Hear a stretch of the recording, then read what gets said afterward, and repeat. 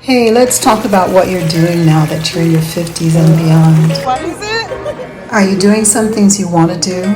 Are you still chasing dreams? Are you still raising kids or maybe grandkids? Got a lot of responsibilities? How's your health doing? Because I've seen a lot of crazy changes lately.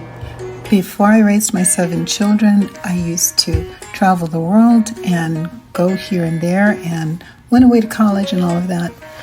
Now, I'm about to become an empty nester and we're about to enjoy the fruits of our 30-something years.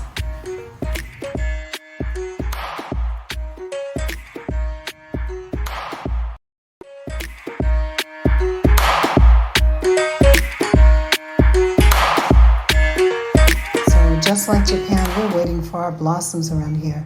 This is what it looked like in front of my house last year. This is what it looked like at the beginning of this week.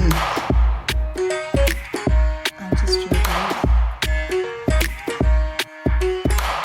Our tale starts with new beginnings.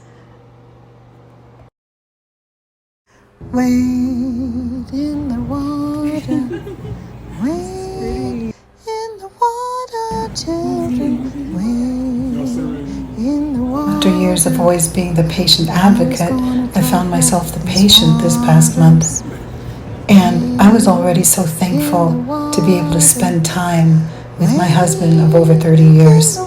That we could multitask and spend time with our daughter too was beautiful. God is gonna trouble these waters.